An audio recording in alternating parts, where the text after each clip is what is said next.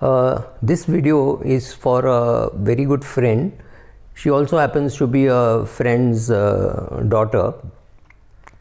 There's one small problem with her. She's looking for a guy to get married, and the problem is not that. The problem is she has a fancy for cars. She likes big cars, she drives fast, she drives very well, she has very good control, she does long rides, she can change a tire, she can stop in the middle of night, help somebody change a tire, she can do all that, and now she's looking for a guy to get married. So I'm telling her something which I'm worried is don't get carried away by the car that a guy drives. See the house that he lives in. I'm anti-buying cars, I'm anti-buying houses. I'm not saying anything about her choice of looking for a guy who's whom she's going to get married to.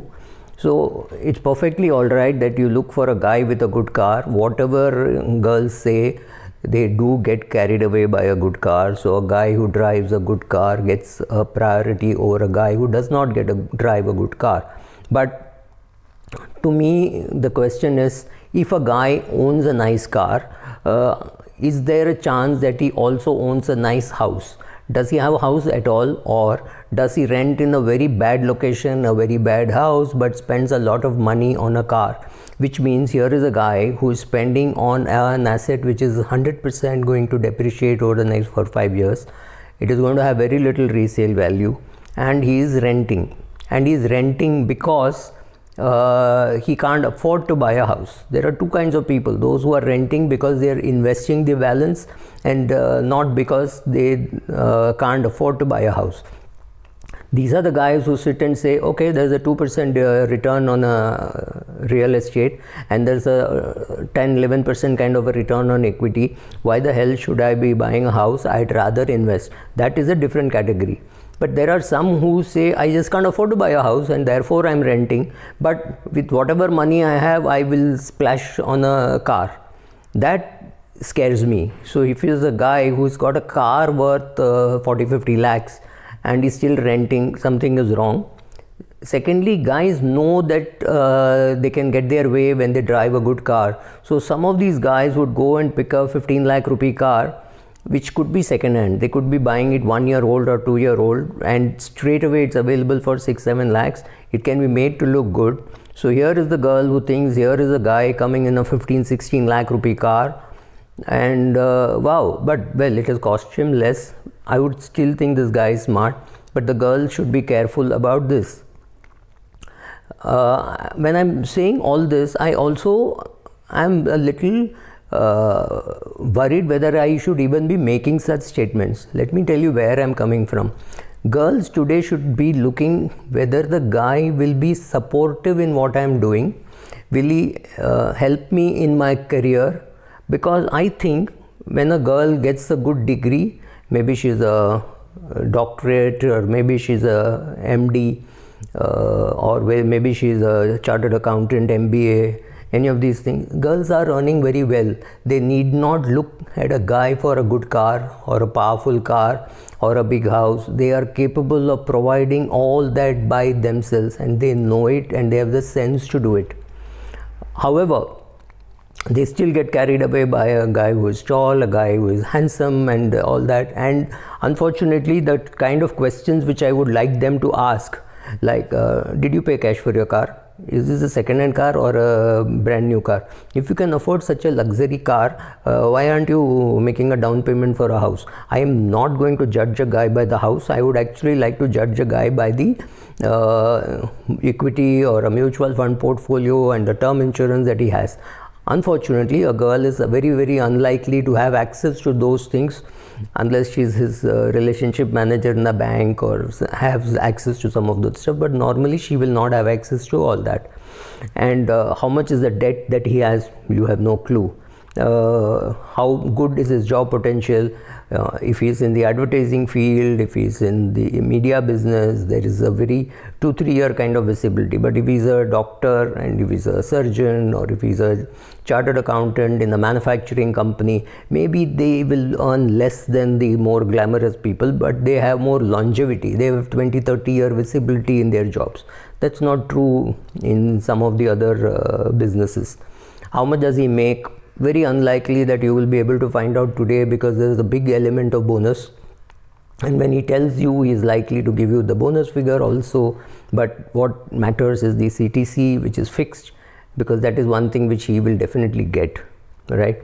Does he read financial websites like Subramani, or does he just on 31st of January wake up and put 1.5 lakh rupee in some ELSS scheme, or take an insurance policy to avoid the tax or to reduce the tax burden, right? So different people will do different things. But if he is a boy who is 34, 35 and the girl is 29, 30, it is time that some of these questions are asked in a slightly different way at least. Why doesn't he own a house, or why isn't he paying the mortgage, or is he still staying with his parents, or he's the only son who is about to inherit a nice 3 BHK in one of the suburbs of Mumbai, which is worth 5-6 crores, and he does not want to leave the suburb. You need to know some of these answers before you get married, and it is more difficult. Concentrating on the house which he has bought on his own is much better, because it means he has bought at least one asset which is appreciating, because the car is definitely going to depreciate.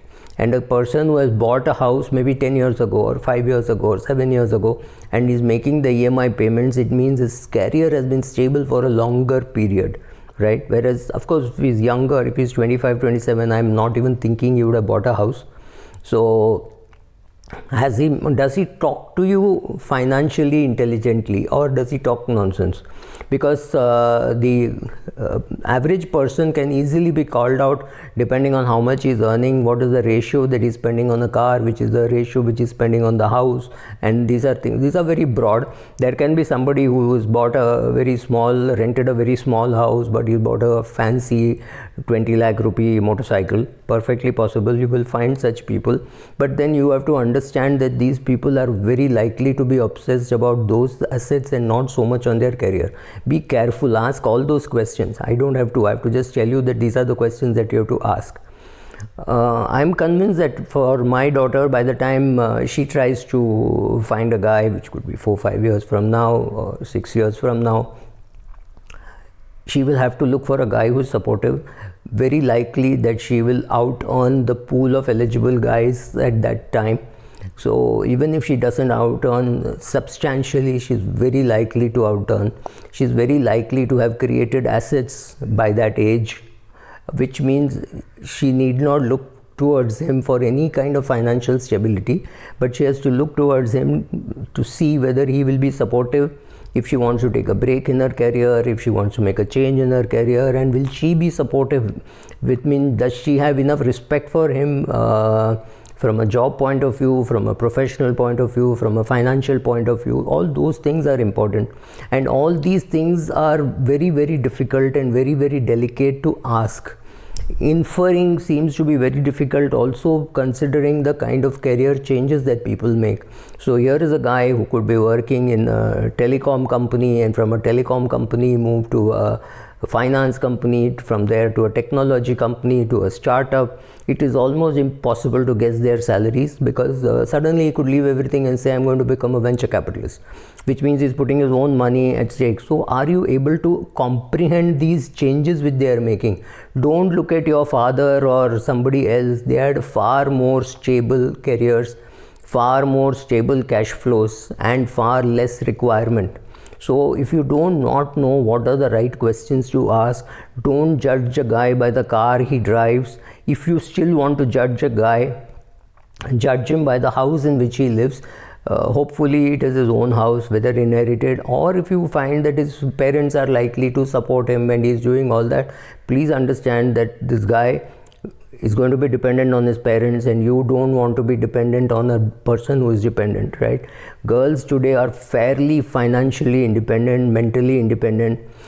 So being able to judge a guy and to stay on in the marriage, there is absolutely no incentive to stay on in a bad marriage, especially if you're financially independent. Be careful about all these things before you decide on the guys that you meet. And I agree it is very complicated, but let us try to put some parameters to judge a guy financially before you say, I do. Thank you.